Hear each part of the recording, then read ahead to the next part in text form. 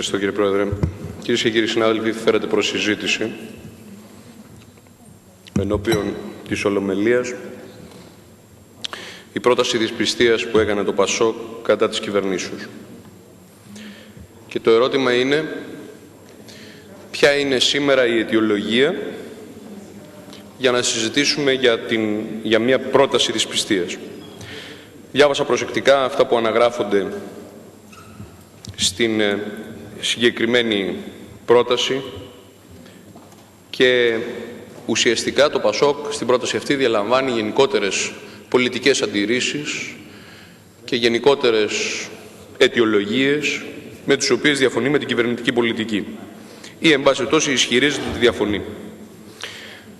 Υποθέτω όμως ότι μια πρόταση δυσπιστίας όχι για να είναι νόμιμη υπό την μορφή της τυπικής νομιμότητας, όπως ακούστηκε κάποια στιγμή εδώ, διότι προφανώς έχει αυτό το δικαίωμα η αξιωματική αντιπολίτευση και το άσκησε, αλλά κυρίως για να είναι χρήσιμη και να είναι πολιτικά νομιμοποιημένη και να καταλαβαίνει κανείς και τον πολιτικό της ρόλο και την πολιτική της σημασία, πρέπει να πει κάποια περισσότερα πράγματα, εκτός από το ότι κάποιος έχει γενικές πολιτικές αντιρρήσεις με την κυβερνητική πολιτική. Διότι σε τελευταία ανάλυση τότε ευτελίζεται ένα συγκεκριμένο μέσο αντιρρήσεως που πρέπει να ξεπερνά ένα ορισμένο μέτρο, αν θέλετε, ισχυρών αντιρρήσεων, όχι απλώς γενικά αντιρρήσεων, για να έρθει νομιμοποιημένο προς συζήτηση. Υπάρχει μήπως καμία περίπτωση, και αυτό είναι ένα ερώτημα προς την αξιωματική αντιπολίτευση, υπάρχει μήπως καμία περίπτωση όντως να χαθεί η εμπιστοσύνη μέσα από αυτή την πρόταση και μέσα από τις συγκεκριμένες αιτιάσεις? Ζητήθηκε όλο το προηγούμενο διάστημα, ειδικώς για το ασφαλιστικό νομοσχέδιο, μία σειρά ονομαστικών ψηφοφοριών. Και βέβαια σε αυτές τις ονομαστικές ψηφοφορίες καταγράφηκε μία συγκεκριμένη πολιτική θέση της πλειοψηφίας. Η θέση της πλειοψηφίας ήταν εδώ συμπαγής. Δεν υπήρξε παραμικρή αντίρρηση. Με αφορμή λοιπόν το συγκεκριμένο, υπάρχει καμία τύχη, πραγματικά το πιστεύει έστω και ένας σε αυτήν την πρόταση της πιστείας? Προφανώς όχι. Άρα λοιπόν δεν πιστεύετε σοβαρά ότι υπάρχει καμία τύχη συγκεκριμένη πρόταση. Δεύτερο, εάν δεν υπάρχει καμία τύχη συγκεκριμένη πρόταση, μήπως έχει συμβεί κάτι όλος εξαιρετικό, το οποίο πράγματι θα δικαιολογούσε την τόσο καθολική αγανάκτηση από την πλευρά της αξιωματικής αντιπολίτευσης για να φτάσει στο επίπεδο της προτάσεως της πιστείας? Και ποιο είναι αυτό? Το ασφαλιστικό νομοσχέδιο? Μα το ασφαλιστικό νομοσχέδιο, θα μου επιτρέψετε να σας πω, ότι είναι ένα σημαντικό νομοσχέδιο, κατά τη δική μας γνώμη το μόνο σχετικά σημαντικό νομοσχέδιο που έχει φέρει η κυβέρνηση. Όλο το υπόλοιπο χρονικό διάστημα νομοθετικά η κυβέρνηση δεν έχει φέρει τίποτα αξιόλογο. Περνάμε τον καιρό μας ψηφίζοντας σχετικώς τυπικά νομοσχέδια. Είναι το μόνο σχετικά σημαντικό νομοσχέδιο, αλλά όχι ότι γίνεται και καμία τεράστια τομή, όπως πολλοί εκ των ομιλητών της αξιωματικής αντιπολιτεύσεως επισημάνανε. Δεν γίνεται καμιά μεγάλη τομή στο ζήτημα το ασφαλιστικό, και όχι μόνο αυτό, δεν λύνεται το ασφαλιστικό, και όχι μόνο αυτό, αλλά πρόκειται να χρειαστούν περαιτέρω νομοσχέδια και σειρά υπουργικών αποφάσεων για να πούμε ότι ενδεχομένως υπάρχει μια ελαφρά βελτίωση των οικονομικών του ασφαλιστικού συστήματος. Άρα λοιπόν, εν ώψη το ότι και αυτό δεν αποτελεί κανένα μεγάλο νομοθετικό έργο, ποιο είναι εκείνο που δικαιολογεί την υποβολή της προτάσεως της πιστείας? Και απάντηση είναι ένα. Είναι αυτό το οποίο παρακολουθήσαμε όλο το προηγούμενο χρονικό διάστημα, διότι δυστυχώς και η πολιτική στην Ελλάδα καθορίζεται από τις μηντιακές επιλογές, καθορίζεται από τις επιλογές των μέσων μαζικής ενημέρωσης.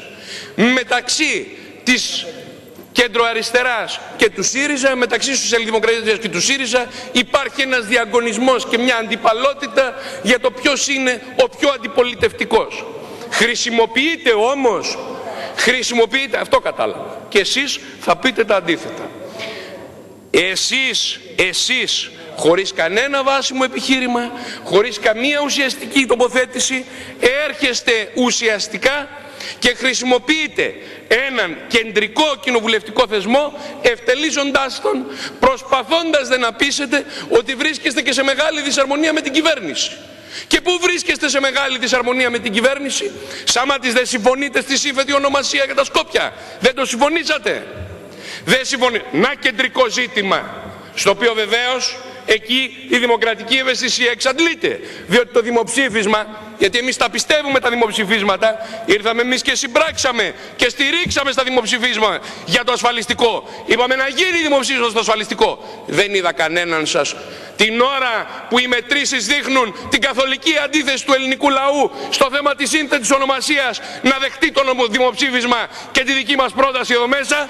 Δεν είδα κανέναν σας να τον σέβεστε τότε τον ελληνικό λαό. Τον σέβεστε όταν νομίζετε ότι συμφωνεί με τις απόψεις σας. Όταν δεν συμφωνεί με τις απόψεις σας, προτιμάτε να το θέτετε στο περιθώριο. Άρα λοιπόν να είμαστε δίκαιοι, γιατί εμείς είμαστε συνεπείς είτε έτσι είτε αλλιώς. Εμείς θέλουμε με δημοψηφίσματα συμμετοχή του ελληνικού λαού, πραγματική συμμετοχή, καταλυτική συμμετοχή, καθοριστική συμμετοχή, όχι μόνο όπου συμφωνεί ο ελληνικός λαός μαζί μας, αλλά και εκεί που τυχόν διαφωνεί ο ελληνικός λαός μαζί μας. Έχουμε λοιπόν μια συνεπή στάση ως προς αυτό, πράγμα που δεν έχετε εσείς. Έρχεστε τώρα θεατρικά και βάζετε το ζήτημα της προτάσεως αξιοπιστίας. Με ποιες αιτιάσεις άραγε? Είπα, συμφωνείτε σε αυτό? Δεν συμφωνείτε σε άλλο μεγάλο ζήτημα, κεντρικότατο, στην ενταξιακή πορεία της Τουρκίας στην Ευρωπαϊκή Ένωση? Έχετε μήπως καμιά μεγάλη διαφωνία ως προς αυτό? Μα ακόμα και στο ασφαλιστικό, για το οποίο κόπτεστε και υποτίθεται ότι είναι μεγάλη διαφωνία, τι κάνει το ασφαλιστικό? Τι κάνει αυτό το νομοσχέδιο στα 110 από τα 150 άρθρα του? Δεν ενοποιεί ταμεία? Έχετε διαφωνία ως προς την ενοποίηση των ταμείων επί της αρχής? Ούτε σε αυτό έχετε διαφωνία. Τι άλλο? Μήπως στα μεγάλα ζητήματα που σήμερα ταλανίζουν την ελληνική κοινωνία, που είναι η εγκληματικότητα, που είναι η ανεξέλεγκτη μετανάστευση, που είναι η κατάρρευση ουσιαστικά του συστήματος παιδείας, έχετε καμιά τεράστια διαφωνία? Ποια είναι η διαφωνία που έχετε με την κυβέρνηση στο ζήτημα της αντιμετωπίσεως της μεταναστεύσεως? Συζητάτε απλώς περισσότερα δικαιώματα για τους μετανάστες. Αυτό είναι όλο. Και τούτοι δεν τα δίνουν. Και εσείς λέτε πλήρη νομιμοποίηση και τούτοι λένε πλήρη νομιμοποίηση. Ποιες είναι αυτές οι κεντρικές διαφορές του δικομματισμού που τόσο σας διχάζουν και σας βγάλουν από τα ρούχα σας για να ζητάτε να πέσει η κυβέρνηση? Ποιες είναι οι κεντρικές διαφορές της πολιτικής σας? Ακούστε, εδώ είναι ξεκάθαρο το τι υπάρχει. Υπάρχουν πόλοι μέσα στο πολιτικό σύστημα που υπηρετούν τα συμφέροντα της παγκοσμιοποίησης. Πόλοι μέσα στο πολιτικό σύστημα που μάχονται εναντίον του εθνικού κράτους και εναντίον της εθνικής κοινωνίας. Υπάρχουν πόλοι μέσα στο πολιτικό σύστημα που ακολουθούν αυτές τις βασικές κεντρικές επιλογές, και εγώ να δεχτώ ότι έχετε επιμέρους διαφωνίες. Να καταθέταμε εμείς, εκφράζοντας την καθολική αντίρρηση του ελληνικού λαού για όλα αυτά τα μεγάλα ζητήματα, προτάσεις δυσπιστίας, βεβαίως θα έπρεπε να τις καταθέτουμε αυτές τις προτάσεις δυσπιστίας και να τις τρέχουμε, αν θα ήταν δυνατόν από τον κανονισμό, τόσο εναντίον της κυβερνήσεως όσο και εναντίον της αξιωματικής αντιπολιτεύσεως. Σεις, ο δικομματισμός, τώρα που καταραίεται, καταφεύγεται σε τεχνάσματα. Δεν θα σας ακολουθήσουμε σε αυτή την πολιτική ευτελισμού των κοινοβουλευτικών δεσμών και τη δημοκρατία. Ευχαριστούμε τον κύριο Βορίδη.